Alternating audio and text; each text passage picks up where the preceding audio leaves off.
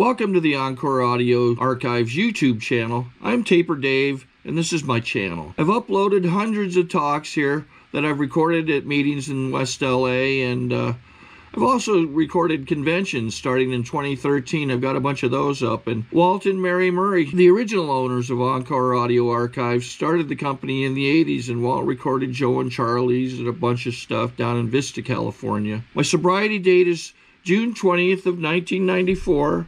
I hope you find something you like, so please like and subscribe to my channel and comment down below. If you want to hear something that I don't have or that you don't see, I'll see that I get it. Anyways, take care and have a great day if you want to.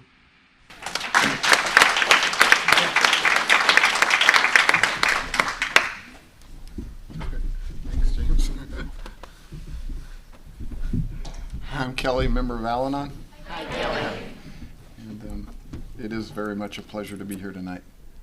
It's truly a privilege to be asked to share my story. And I hope I can transmit to you the gifts that Al-Anon has given me over the last 19 years in program. First, I'd like to start out by thanking Ann, my host. We sent a lot of texts back together, back and forth, and she always returned them and asked me if I needed anything, and I got to meet her tonight, and first thing she asked me, "You settled in? Do you need anything?" And so, thanks for your service. I really appreciate that. James, thanks for introducing me.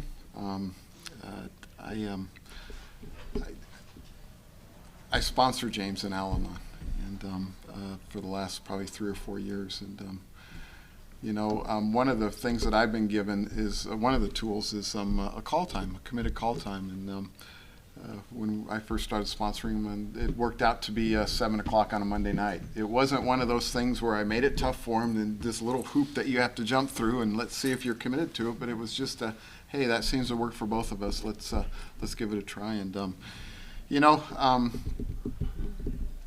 every time I talk to James, have you ever sponsored somebody and when you get off the phone you feel like you've just been pulled through a knothole?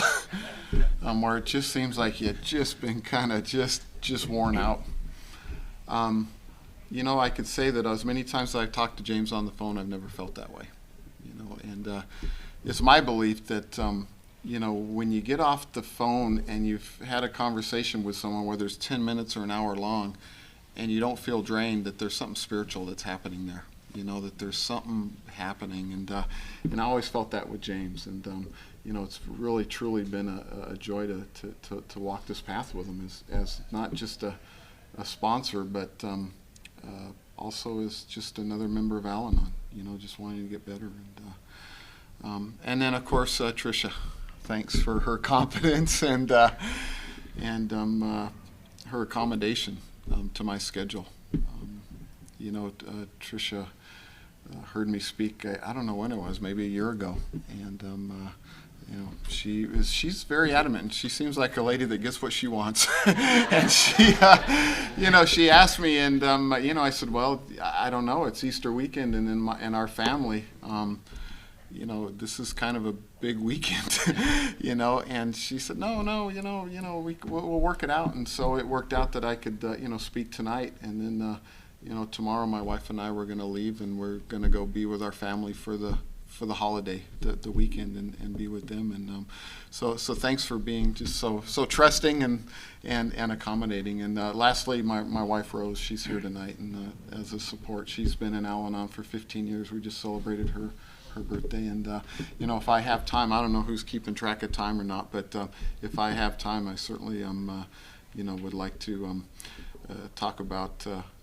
We met in Al-Anon, and when I came into Al-Anon, I was married to an alcoholic, and I had known Rose probably 10 years before we started dating in Al-Anon, and it was very unexpected, but it's a really beautiful story, and we're in May we're going to be celebrating 6 years of marriage, and I really have Al-Anon to thank for that.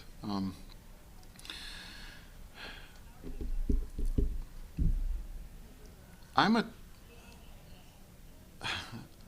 like I said, I've been in Al-Anon for 19 years now, and I'm the type of guy that can still wake up with anxiety. I don't know if it's inherent in me. I don't know if it's the effects of alcoholism. I don't know what it is, but it happens, I would say, probably out of 7 days a week, it probably happens at least 4. You know, where as soon as I open up my eyes, I am just in, I'm like, I guess you could kind of call me the type of Al-Anon, the sky is falling type of Al-Anon. You know, the Chicken Little, where, you know, the sky is falling, the sky is falling. And the only thing I can say about that today is, number one is I don't go running around like Chicken Little and like announcing it to everybody. You know, that's growth, is that I don't go spreading it out to people I come in contact with, you know, like, oh, this is bad and all these negative feelings. My first sponsor introduced me to a spiritual practice that I've been building on for the last 19 years. And it has served me well to do it first thing in the morning when I get up and I feel this anxiety coming on. And here's what I'll do. I'll get up, I'll make myself a cup of coffee. I will go to my desk, I will open up a daily reader of Al-Anon, which this year it's Hope for Today. I don't know if anyone's familiar with that piece of literature, but you know, for a long time it was just either the one day at a time, or it was the courage to change, or it was nothing. That was it. Those were like the hardcore kind of old-fashioned books. And you know, I think that I've been a lot more open-minded recently to the current Al-Anon literature that's out there, and Hope for Today is one of them. And one of the guys I sponsor, he reads it, and he said, he kept telling me all these really neat things in it, and I said, wow, I got to try that, you know. And so that's part of my daily spiritual practice, you know, is to sit down with that, and I'll sit down with it and I'll read it and close the book and say a prayer. After that, I just have about 5 minutes, maybe 10 minutes of quiet time. You know, Rose isn't up yet, she's still sleeping. And then what I do is I get out the pen and I get out the paper and I write a letter to God. And it is a unedited, I can use as many cuss words as I want. I can express as many feelings as I want, and that is a personal letter from me to my higher power. I don't care about penmanship. I don't care about, you know, if I misspell words, but it is what I do, and it has been the healthiest thing for me. And on most days, when I'm done with that, usually takes about 30, 35 minutes, I'm comfortable enough to get up, get out the door, and to be of service. You know? I am powerless sometimes as to what happens when I do that in the morning. I'm going to talk to you about what happened on, it was either Tuesday or Wednesday of this week. I'd read the daily reader, and it talked about something about, I don't know what it was, compassion, it talked about acceptance, something like that. And for some reason, I'd had the anxiety was a little bit stronger than it normally is. And I did the reader, I sat there quietly, and I started writing my letter to God, and the word intimidation came up. And I thought, that's the feeling that I'm feeling inside, is intimidation. And so immediately, it's weird, I put my pen down, I ran to the Webster's Dictionary, which is sitting there right on the bookcase, and I grabbed it and I started flipping through it, and I looked up intimidation. And it simply said to be timid. So here I go again, look up timid. And what it said was, it said, shrinking at dangerous or difficult situations. And when I read that, it was like looking in a mirror. It had identified something that for so long, I couldn't identify in myself. And when I saw that, it was kind of like, this wave of like joy kind of went over me. you know, and I thought that's a really weird feeling to just discover something about yourself that you shrink at dangerous and difficult situations. Why are you so joyful about like that kind of discovery? That is not very macho. And and what I realized is that when I was looking at that page, it was just like looking in a mirror. I flashed back to the 6th step that I had done with my second sponsor, probably about maybe 4 years prior to that. And he had me do the corniest 6-step practice exercise that I didn't think I could do it. I would have rather have wanted to write a 4-step than to do what he asked me to do. And what he asked me to do in this 6-step, I don't know what you call it, exercise, is that he had me wake up every morning. And he said, you don't have to do it in the morning, but he said, throughout the day, one time during the day, he said, I want you to look in the mirror. And he said, I want you to tell yourself that you're a precious child of God. You know, and that was hard for me, a guy like me, to do. Because I'm always the type of guy that just, you know, when I looked at that and this wave of joy went over me, I'm the type of guy that is a perfect opportunity to kick myself in the butt and to say, Kelly, you're a stupid idiot. You know, why do you have these feelings? And it's a perfect place for me to just beat up on myself. And when I flashed to that lesson that my sponsor had me do about looking myself in the mirror and calling me a precious child of God, and it was so hard to do for many days. And one day, I came in, I'd had the worst day. It was just seemed like nothing went my way. I was just really beating up on myself. And when I looked at myself in that mirror, and I said, Kelly, you're a precious child of God, feeling the way I did about myself, it was one of those moments that I realized that I don't have to be perfect. God loves me no matter what. He loves me good, and he loves me with the bad, you know. And when I look back on discovering the other day about this being timid, you know, it was okay. I felt safe with it. And I felt that if God had presented this to me, then he must already have a solution in store for me to maybe overcome it. I don't know. But I also flashed on my 8th and 9th step. It was, let me see. I think it was more my 8th step where in my writing, I'd come to realize that I was a liar and I was a thief. And the 9th step revealed to me that I'm a thief, but I don't have to steal. Because I had to go to people and I had to make amends, you know, for those actions. I was a liar that can tell the truth, you know. That's what was revealed to me in my 9th step. You know, because I had to go to people and clean up for my bad actions of telling people I would do things and I didn't, you know. And the thought came to me is that, you know what, Kelly, you can also be a guy that is timid, but you can also be courageous as well, you know. And so there was hope for me that there was some healing that would probably take place for me in that area of my life, you know, through my past experiences with the steps, you know. And it was a really special moment, and I'm looking forward to seeing what God has to do with that, you know. You know, it was just something that was recently, you know, brought to my attention, and Al-Anon's a really safe place, you know, where I can just be myself, you know, and to you know, just get the healing, you know, that this program has to offer. I was born and raised in Los Angeles, California. I have a mother and a father. Have a brother, 2 years older, and I have a brother that I never knew. He had died when I was before I was born. He was 6 years old.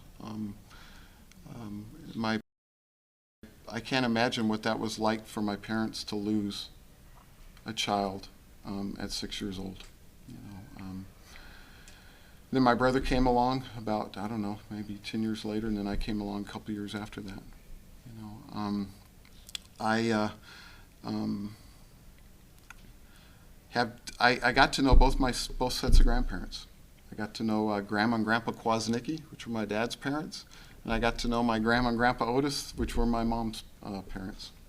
You know, they really wanted to be a part of our lives. Grandpa, got to tell you something about Grandpa Kwasnicki. When we were kids, they were always fun to be around. You know, they'd take us on summer vacations. They'd always be at these lake homes. They'd always be on these really, really cool, take us on these cool trips. And Grandpa Kwasnicki would always tell us about, he was a bootlegger. He was a bootlegger when he was, he grew up in the Depression, you know, and he would tell us stories about, you know, the revenuers chasing him, you know, and how he'd try and outsmart them. And when I was a kid, I remember that Grandpa would always, every place that he lived, he would build a still. He'd build a still, and he would make, I don't know what it was, Bock beer. He would make pomegranate wine, you know. And I remember when I was a kid, I would sleepwalk a lot, and when he would take us, they would take us on vacations. In order to get me to not sleepwalk, his remedy was give the kid a shot of wine. Give him a shot of you know, this homemade brew, whatever he was making. And that'll settle the kid down. And that's exactly what he did, you know. And I remember getting those, and I don't know if it worked or not, but that was what, you know, he was just raised in that type of, I guess maybe that's what they did when he was a kid, but he would always give me that as like a little nightcap, you know, and I always thought that was very, very interesting.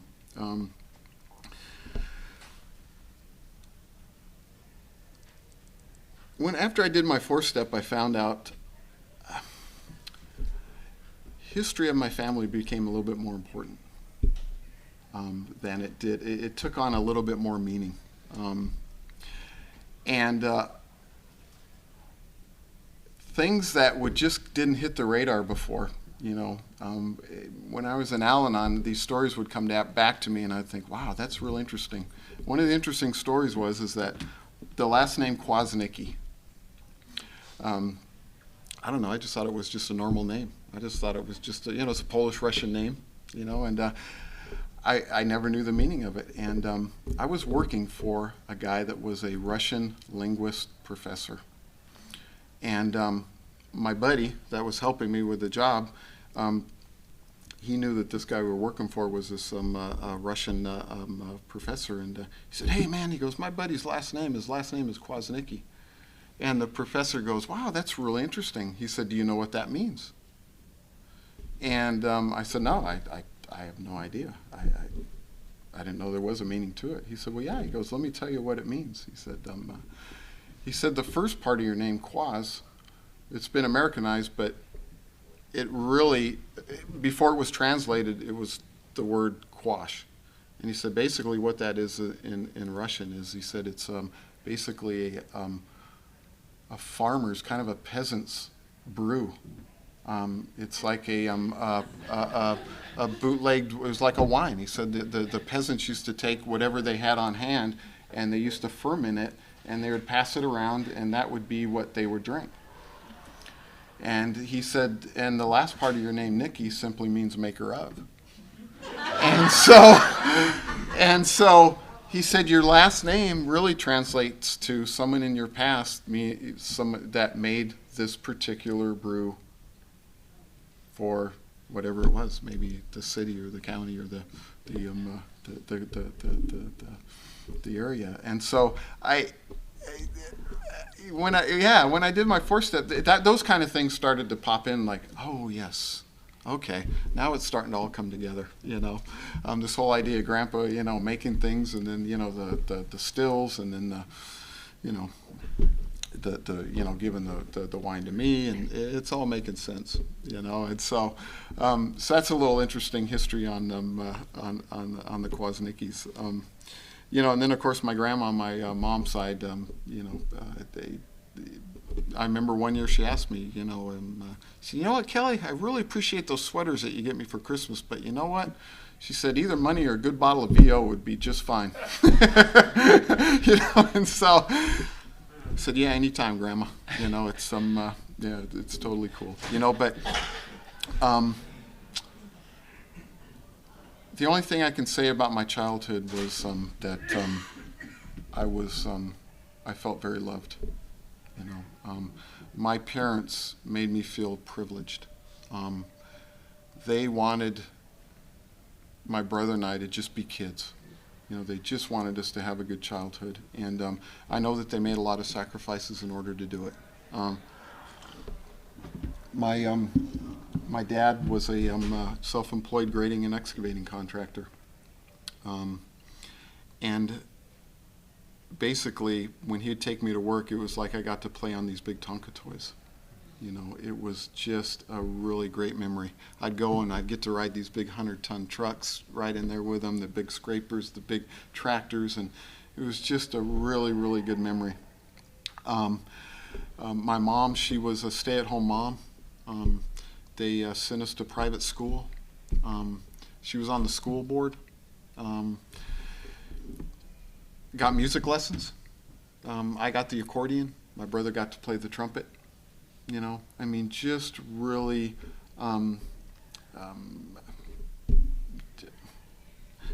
just a really good childhood. I didn't start to see the effects of alcoholism in the house until I was probably, 8 or 9 years old, I would say, maybe 10. I really believe that my parents tried to hide it for a long time, but with the way I believe alcoholism is that it's kind of like a pressure cooker. If you put the lid on it and you seal it, and too much pressure just kind of builds up in there, it just kind of blows the lid right off. And that's the way I saw alcoholism unfold in our family. Like I said, I was probably maybe 9 or 10 years old, and I just saw a lot of changes. I saw my mom gone for the weekend. She'd be gone. I saw my dad gone from the house. The police started to show up. There was some suicide threats. There was homicide attempts. What had gone from a nice, peaceful home turned into something that was unrecognizable to me. I remember it was kind of like just a page out of a piece of literature. My my dad started going out and he just started drinking a lot, and I remember at nights when we would be sound asleep in bed. I remember my mom waking us up, and she'd get the kids out of bed, me and my brother, say, you know what, come on, get up. We got to go out and we got to look for Dad. I remember just driving around to the different bars in Los Angeles, and just, we're looking for his car. We got to look for Dad's car. And sure enough, we would find it, and my mom would bring me and my brother into the bar, and, we would go and just get Dad out of there, And I remember times where my dad wouldn't even know who I was. He wouldn't even know who we were. He was just, just totally intoxicated. Bring him up, get him home, get him to bed. And then there was the there was the funny times. There was the times where my mom and she would solicit some of my my relatives, and they would dress up in disguises, and they would go and they'd follow my dad, and they would try to catch him. They would try and catch him in a lie, because he was supposed to be at night school, and he was going off to the bars, and my mom, they would go and they would follow him around, and it was kind of a funny thing to see as a kid. Like, they're just acting, they're and they're all dressed up, and they were going around, they were following my dad around. It was the craziest thing, and so things were starting to change, things were really starting to become different.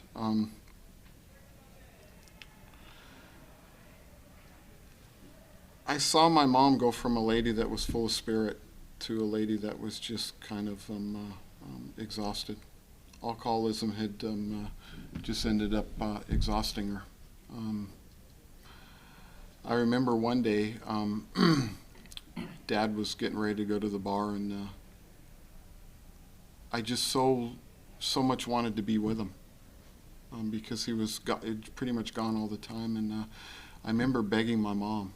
I said, Mom, would you please let me go to the bar with Dad? I just want to go, and I just want to be with him. I want to spend time with him. And I remember her, just the disgusted look on her face. And she just said, you know what? She said, I really don't care.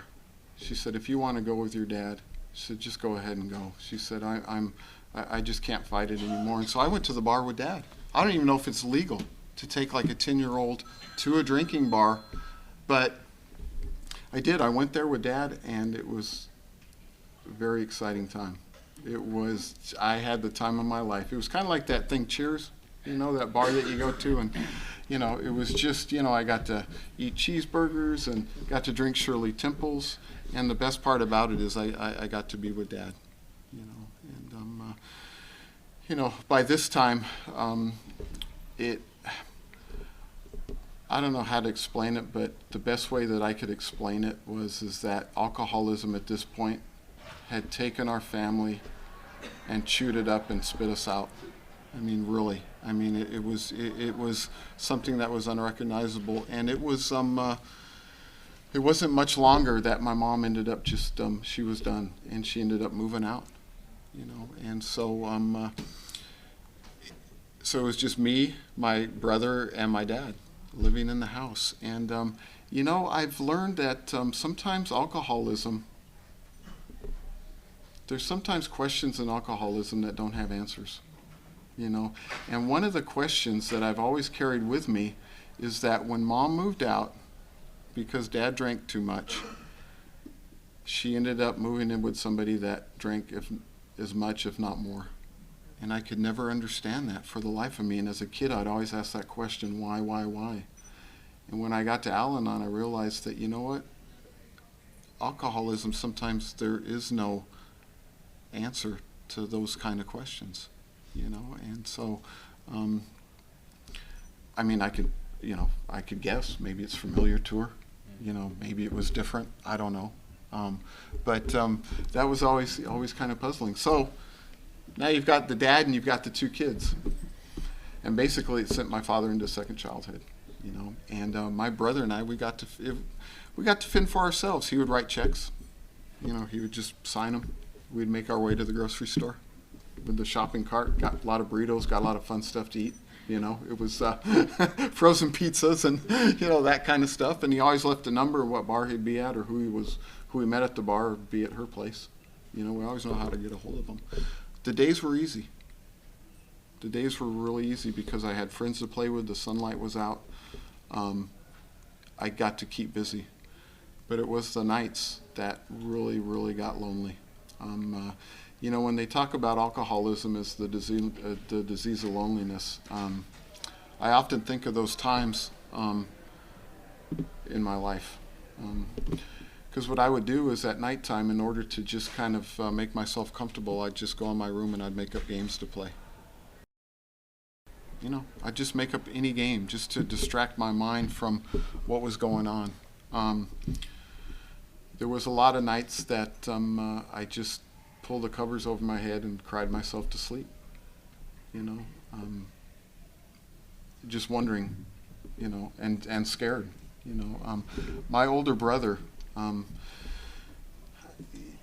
if it wasn't for him, I don't know what I would have done. He was kind of like my protector. I kind of looked to him to let's figure this out. What do we do?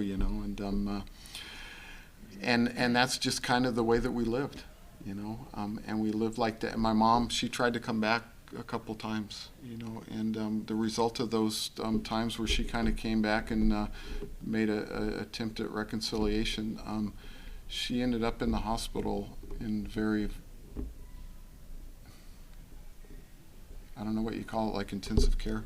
My dad gets really violent when he drinks, And whoever's in his way, he doesn't really care who it is. And, my mom was there, and, her life. I remember one situation where my mom got put in the hospital, and she was in intensive care as a result of my dad's drinking, and I went there, and I waited and I waited, and I thought, this has taken an awful long time. I've got bowling at 6 o'clock I've got to get to. And I said, when the doctor comes in, I'm going to just let him know that, I've got a bowling commitment I've got to get to. And I remember he came in, and I laid that out to him, and he sat me down. He said, he said, I don't think you realize how serious a shape that your mom is in. He said, I suggest that you stay here and you wait, And by that time, I'd gotten to a point where, I was just kind of dead inside. I was just kind of like, I tried to protect myself so much from this thing called alcoholism that I was just, a situation like that where my mom was almost dying, I just wanted to get myself out of there and go bowling with my friends. And I look back on that and I thought, wow, how dead were you inside to feel that, to act that way. And I was empty.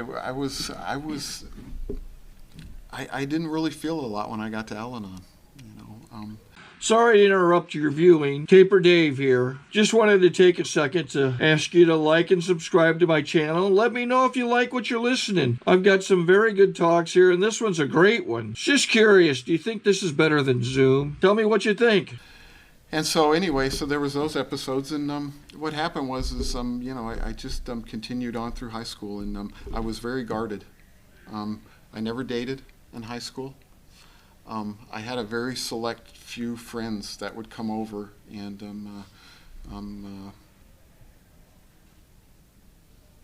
see the situation that we were living in.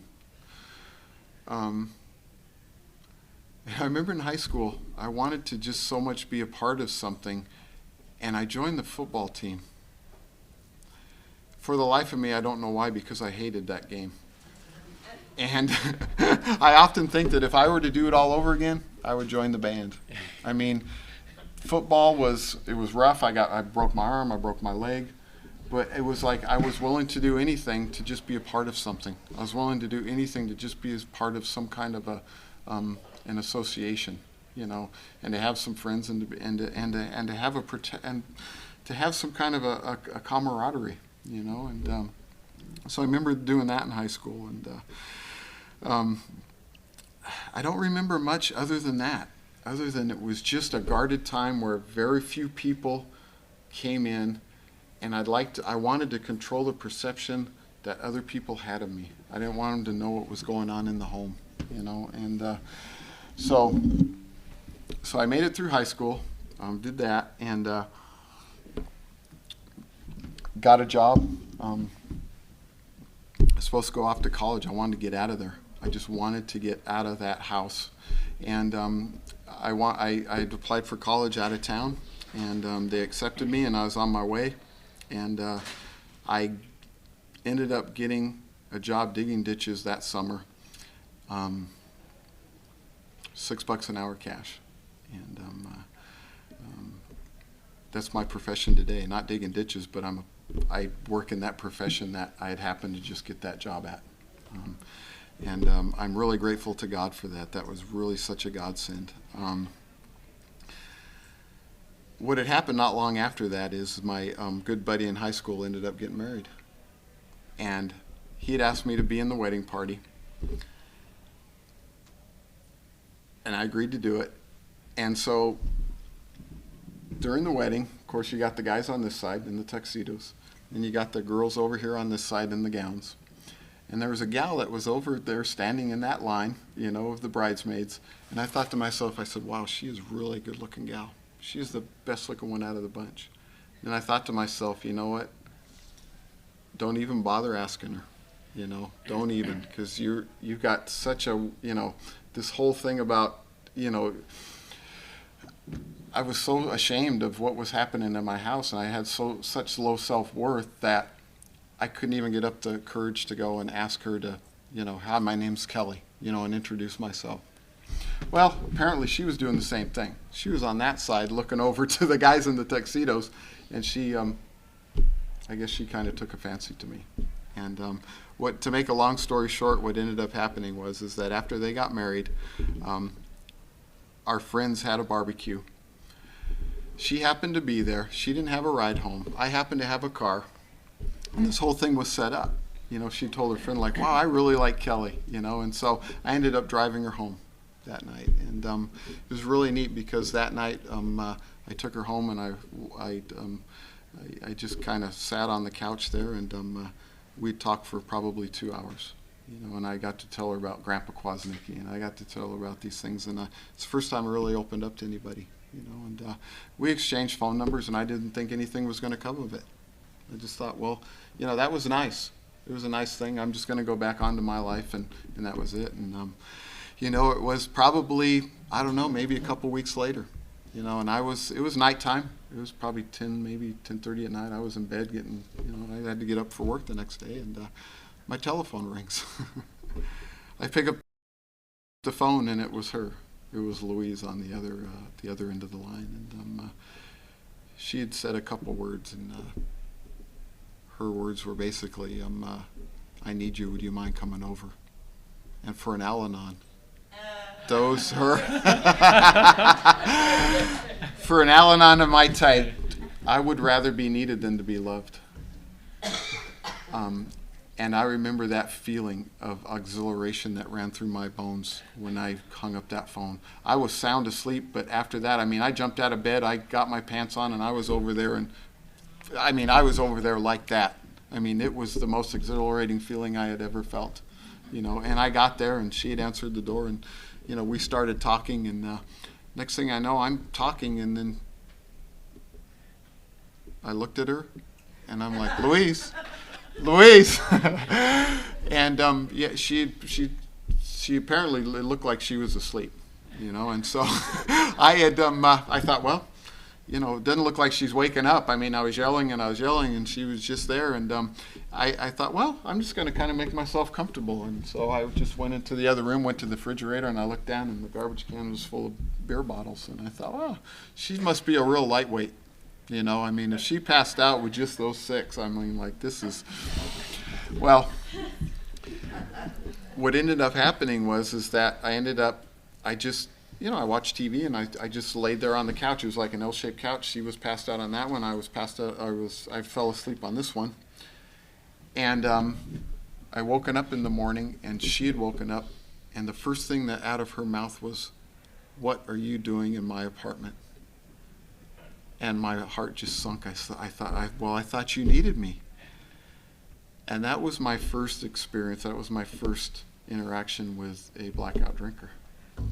She did not remember calling me. She did not remember the conversation. She did not remember anything about last night. She just didn't know how I got in her apartment and what I was doing there. She knew who I was, but and that's what I considered our first date. First date, she didn't remember it. Second date, we got in a big fight, and it wasn't long after that we ended up getting married. And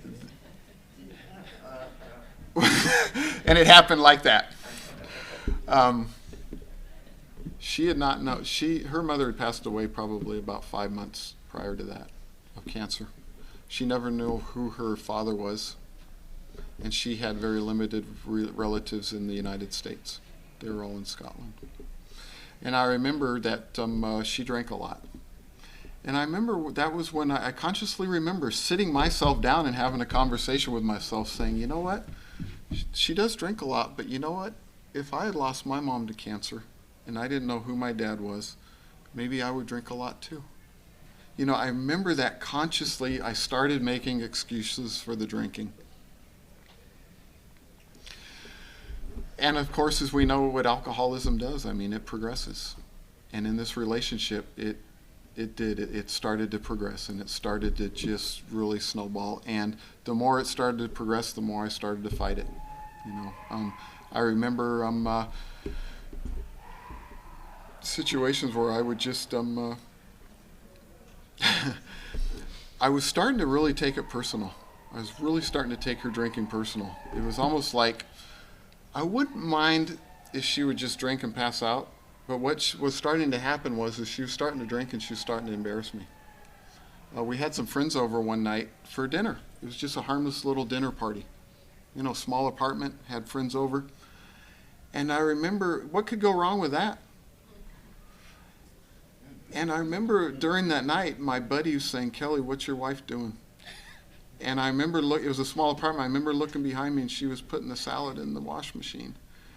And I remember just running in there and I thought to myself, you gotta cut, I mean, this is your wife, you've gotta do something. And I remember I thought if I could make fun of it, and I said, you know what, sometimes she likes to use the wash machine as a salad spinner, is what I said.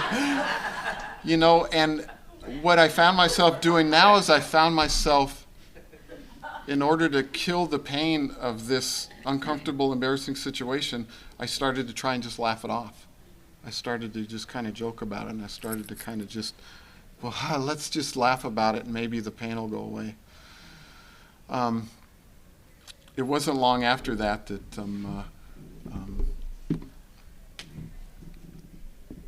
I figured, you know what, if I can't get any peaceful, I was aiming for just one peaceful night. Maybe just let's try Sunday, Kelly. That was my idea. Maybe let's just shoot for Sunday. Maybe I could just focus on Sunday. If I could get one quiet night, that would be good. And I remember we were going out to, it was a Sunday, and we were going out to a Mexican restaurant, Paco's Tacos. And I remember I had a plan. This was my plan, is that I know that she's going to order a whole pitcher of margaritas. I know that that's what she's going to do.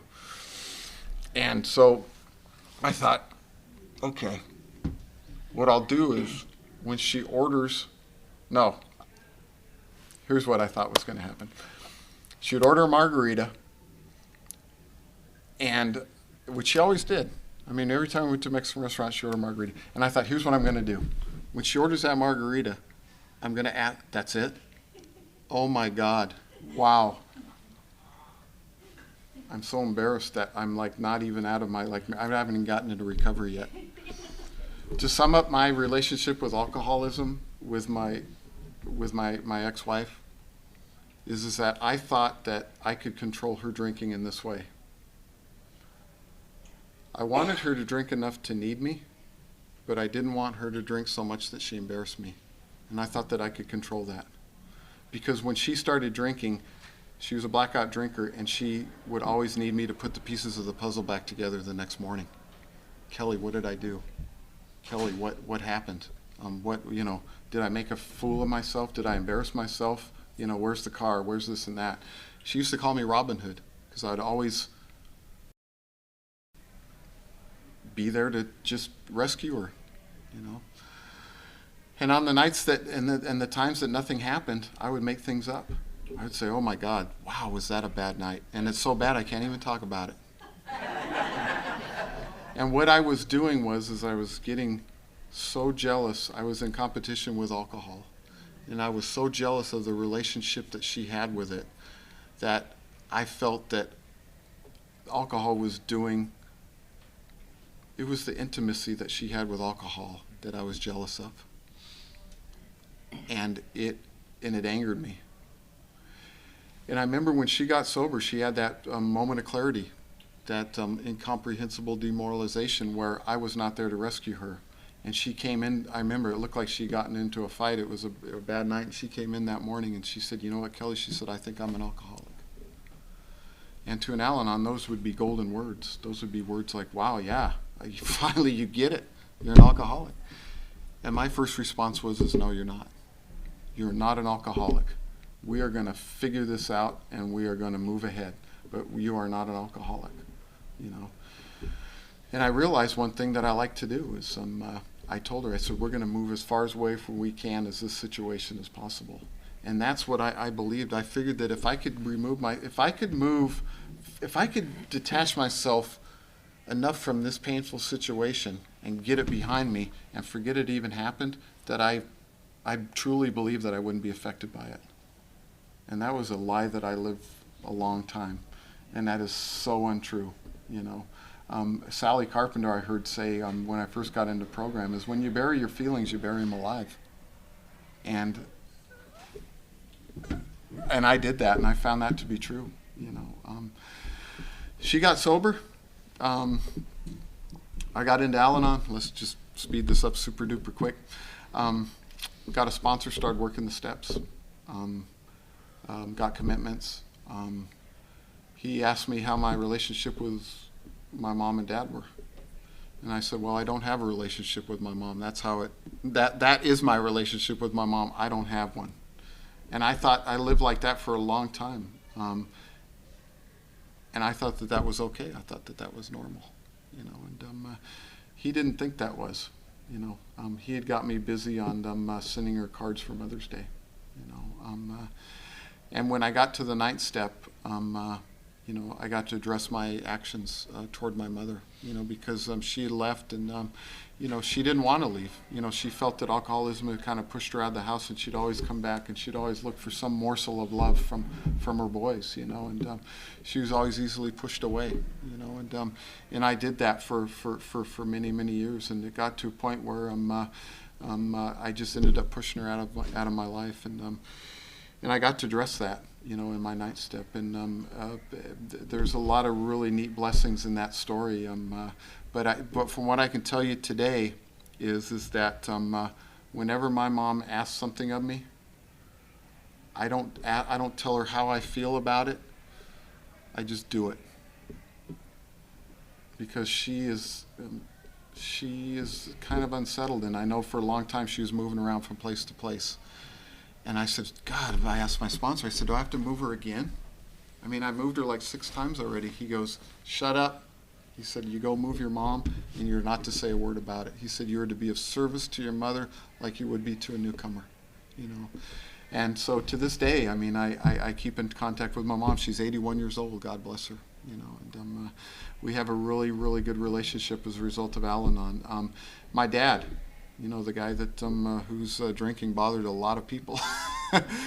I get to have breakfast with him every Sunday, you know, and I get to tell him about how my life's going. He gets to tell me about how his life's going, you know. And my biggest challenge with my dad is to accept the way that he's able to love me. I don't know how else to put it. He has a way of publicly humiliating me as disapproval of things that I do in my life, and he does it publicly. One day he did it. He stood up in a restaurant, and he proceeded to tell everyone in the restaurant what a stupid kid I was for getting a tattoo. I was 37 years old. And you know, I told my sponsor about this. I said, what do? I said, this is, as far as I'm concerned, it's unacceptable. He said, well, he said, you got one shot at this. He said, you tell your dad one time that, you know, how it made you feel, and that you'd appreciate it if he doesn't do it again. But he said, after one time, he says, that's it. He said, one time's information, anything more than that's nagging. You know, and I did, and I called him on the phone, and he said, well, I'm sorry it made you feel that way, and I apologize. Well, he seemed to forget that lesson, because he's, but you know what, I've got to overlook that. You know, he's 88 years old. I don't want to live, when he's dead, I don't want to look back on regret and think, wow, you know what, I wasted time by not, you know, by just shutting him out, because I'm a runner. If you piss me off, I shut you out. I mean, I block you off, and that's it. And I don't want to have to do that with my father, you know. So it's challenging. I limit my time with him. But, you know, I can really see the way that he loves me, and it's really, really precious. And Al-Anon has really showed me that. My brother, my older brother, my hero, my protector,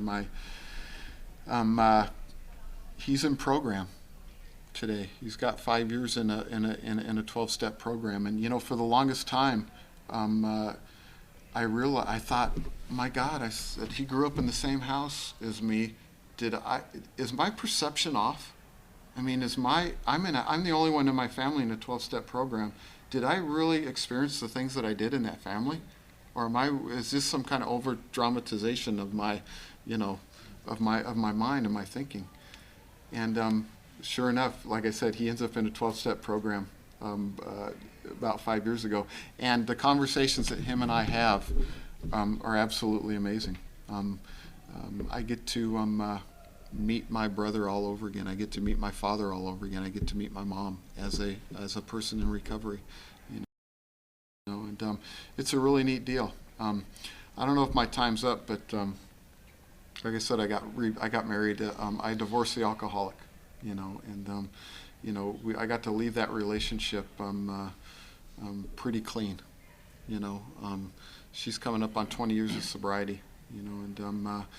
The only thing we left as friends, and I really believe that whatever God's purpose was for us to be in a relationship together was fulfilled. And after that, I guess we just kind of departed. In a crazy kind of a way, I think that we created a safe haven for each other in a crazy kind of a way. I don't know how to explain it from what I just told you about, but we created some kind of a safe place for each other. Now I have a beautiful wife, Rose, and the only thing I can say. One of the most admirable qualities of my wife is that I feel safe in her presence. I feel safe to be Kelly, and that is an amazing, amazing thing, is to just have somebody that you feel comfortable with, and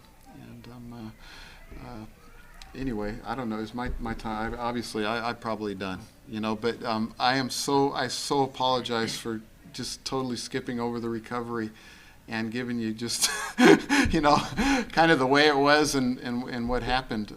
But if I can say anything, is that it's a line that I read out of one of Bill Wilson's, actually, reading Emmett Fox. It was out of Bill Wilson's reading library. And one of the lines out of that was, riches do not become wealth until they are realized. One thing I think Al-Anon has allowed me to realize is how wealthy I am. I have really good, strong relationships with people that I love. And I have tools to allow me to be of service to people.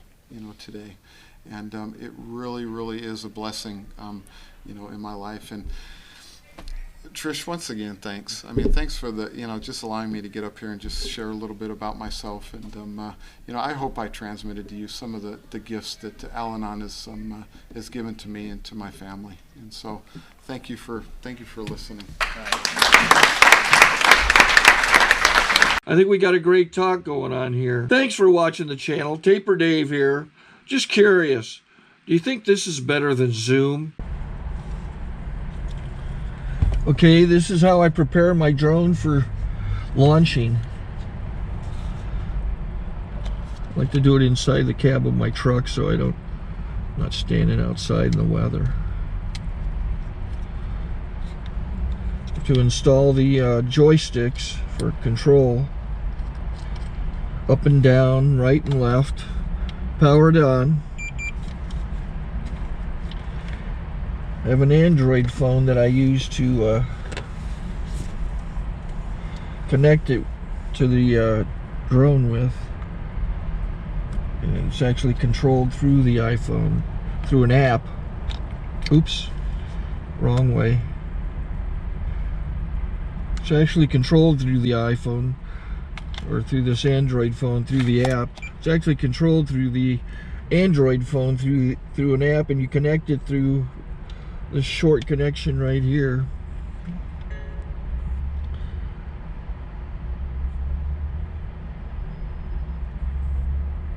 Remote control connected. Remote control's connected. So I pull out the drone. I have to extend the legs. Long legs extended first, then the short legs. Remove the gimbal protector. Set that aside, then power it on one short burst and one long burst. I lay it down. So I have to go to calibrate. So the drone's not connected yet. It shows shows you here as this drone gets disconnected, even though the remote's powered on. So the drone has to establish it's connected. So I go into the app to calibration mode. First I'll calibrate the remote controller. Start calibration. Out, in, oop, out, in, up, down, and then this little wheel is to control the gimbal. So it's calibrated. Go to gimbal calibration, start calibration, and then it calibrates the gimbal. I don't know if that shows up. The gimbal's moving all over the place. Changes, you can see it on the video. And I'm calibrated to take off. It's acquired 7 satellites at the moment. There are 26 satellites up in the sky, which it has to acquire before you can take off. So it's connected. It's got enough satellites. This is white. I can go to press this little arrow button, swipe right to take off, and it would start the motors if I slid this to the right. But I'll wait till I get outside. Don't want to do it inside.